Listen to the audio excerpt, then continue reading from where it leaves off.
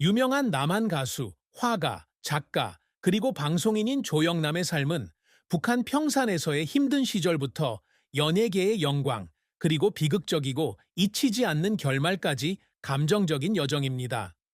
1945년 4월 2일 분단되고 전쟁으로 파괴된 북한 평산에서 태어난 조영남은 역사적 격변에 직면한 가정에서 자랐습니다. 그의 인생에서 가장 큰 슬픔은 경력 실패나 예술적 논란이 아니라 특히 유명 여배우 윤여정과의 결혼 생활에서 가족의 행복을 유지할 수 없었던 것에 대한 깊은 후회였습니다.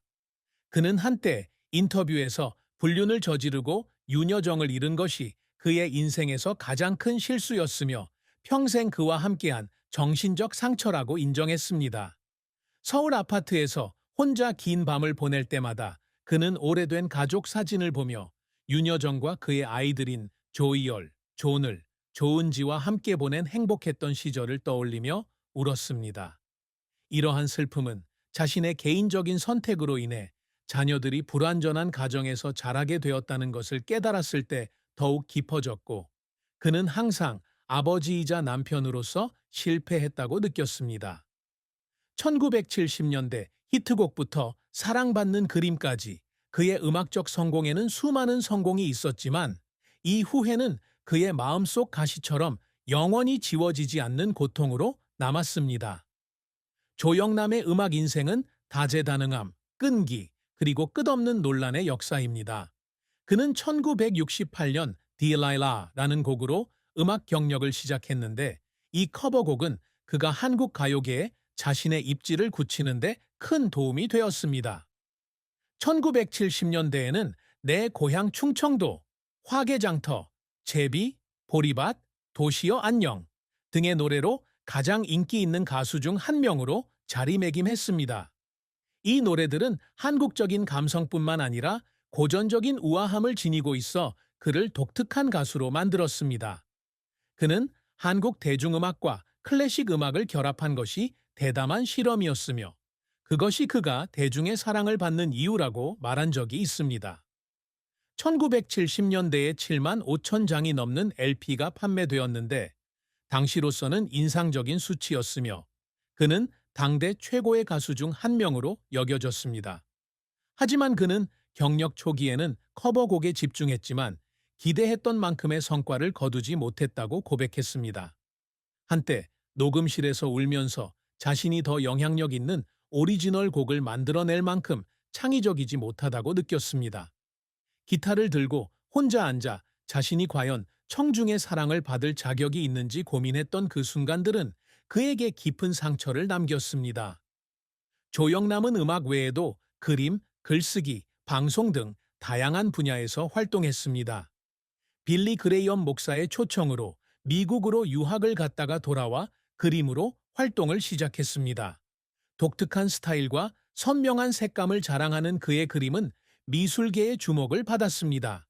그러나 2016년 다른 두 작가의 그림 21점을 자신의 이름으로 1억 6천만 원에 판매한 사기 혐의로 기소되면서 그의 그림은 파문을 일으켰습니다. 2020년 대법원이 결국 그의 사기 혐의를 무죄 판결했지만 이 사건은 그의 명예를 심각하게 훼손했습니다. 그는 이러한 혐의에 직면했던 시절이 자신의 경력에서 가장 어두운 시기였으며 대중과 언론의 혹독한 비판을 견뎌냈다고 말했습니다. 작업실에 앉아 미완성된 그림을 보며 울면서 수십 년간 쌓아온 존경심을 잃었다고 느낀 밤도 있었습니다. 이러한 상황에도 불구하고 그는 작곡, 콘서트, SBS, 굿모닝과 같은 TV 프로그램에 출연하여 시청자들과 자신의 인생 이야기를 나누었습니다. 또한 그는 자서전을 포함한 여러 권의 책을 출판했는데 이 책에서 그는 자신의 실수, 특히 윤여정과의 결혼 파탄으로 이어진 불륜을 솔직하게 인정했습니다. 조영남 선생이 항상 갈망해온 것은 명예와 돈뿐만 아니라 음악, 그림, 글쓰기를 통해 관객의 마음을 어루만질 수 있는 다재다능한 예술가로서의 인정이었습니다. 그는 특히 전후 어려운 시기에 성장한 세대에게 기쁨과 영감을 준 사람으로 기억되기를 꿈꿉니다. 가장 기억에 남는 순간 중 하나는 2001년 데뷔 35주년 기념 콘서트였습니다. 수천 명의 관객 앞에서 공연하며 열렬한 환호를 받았습니다. 그는 무대에 서서 관객들이 화개장터와 같은 노래를 따라 부르는 순간 처음으로 진정으로 의미 있는 일을 했다는 것을 느꼈다고 회고했습니다. 또한 동생 조영수의 음악적 길을 걷도록 도왔듯이 젊은 예술가들을 지원하는 데에도 힘썼습니다. 예술의 길을 걷기 위해 학교를 중퇴했음에도 불구하고 서울대학교에서 품격 있는 음악으로 명예학위를 받은 것은 큰 자부심이었습니다. 그러나 이러한 업적을 이루기 위해 그는 수많은 어려움에 직면했습니다. 그는 커버곡에서 자작곡으로 전향하려다 음악 프로듀서들에게 거절당했고, 이러한 거절들은 그의 재능에 대한 의심을 불러일으켰습니다. 녹음실에서 스튜디오로 옮겨 다니며 자신의 한계를 극복할 수 있다는 것을 증명하기 위해 쉴 새 없이 일했던 날들도 있었습니다. 이러한 노력은 고된 것이었지만 그가 풍성한 유산을 쌓는 데 도움이 되었지만 그와 그의 가족이 치러야 했던 희생을 생각하면 여러 번 눈물을 흘리게 했습니다. 조영남의 사랑과 결혼 생활은 행복과 슬픔이 뒤섞인 감동적인 순간들이었습니다. 그는 1974년 두 사람 모두 전성기를 누리던 시절 배우 윤여정과 결혼했습니다. 영화 화녀에 출연했던 떠오르는 스타 윤여정은 배우 생활을 포기하고 그를 따라 미국으로 유학을 갔고, 조영남은 그곳에서 신학을 공부했습니다. 두 사람에게는 조이열, 존을, 조은지라는 세 자녀가 있었습니다. 두 사람은 결혼 초기를 플로리다의 작은 아파트에서 보냈습니다.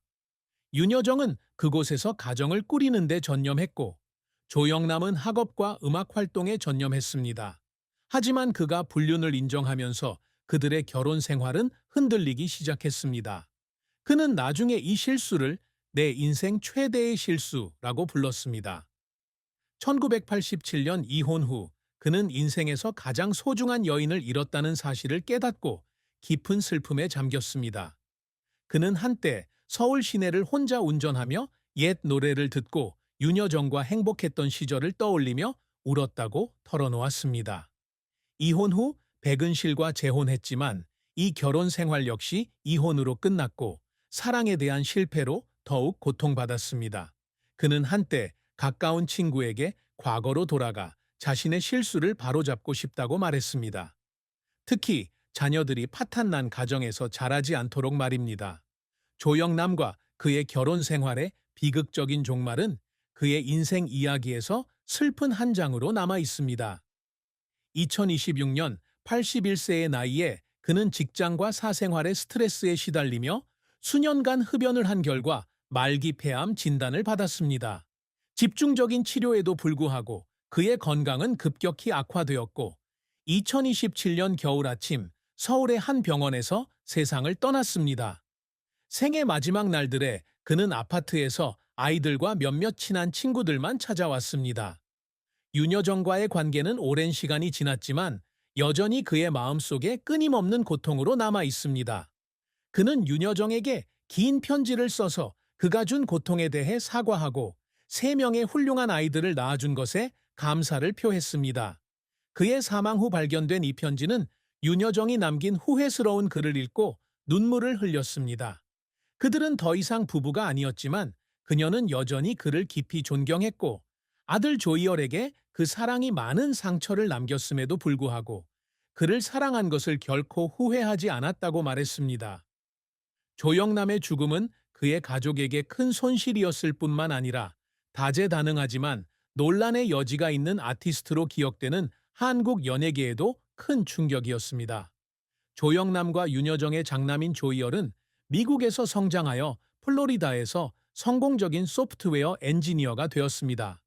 그는 대중 앞에 모습을 드러내는 일은 드물었지만 한때 가까운 친구에게 아버지의 슬픔을 털어놓곤 했습니다.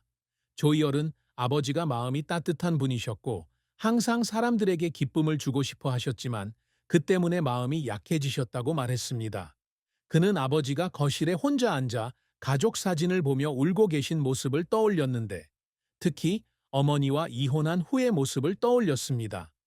조이열은 아버지가 가족을 하나로 묶지 못한 것에 대한 후회와 아버지로서 실패했다고 느꼈다고 말했습니다. 아버지는 종종 자신과 형제들에게 전화를 걸어 그동안 함께하지 못했던 시간에 대해 사과하고 한국에서의 초기 경력에 대한 이야기로 그 슬픔을 달래려 하셨다고 했습니다. 조이얼은 아버지의 가장 큰 슬픔은 어머니와 아이들에게 완전한 행복을 가져다 주지 못했다는 생각이었다는 것을 느꼈습니다. 그는 아버지의 명성에도 불구하고 항상 가족에게 용서를 구했고, 비록 제대로 표현하지는 못했지만 그의 눈물은 가족에 대한 깊은 사랑을 증명했다고 말했습니다. 조영남의 슬픈 최후는 명성과 행복의 허무함을 일깨워줍니다.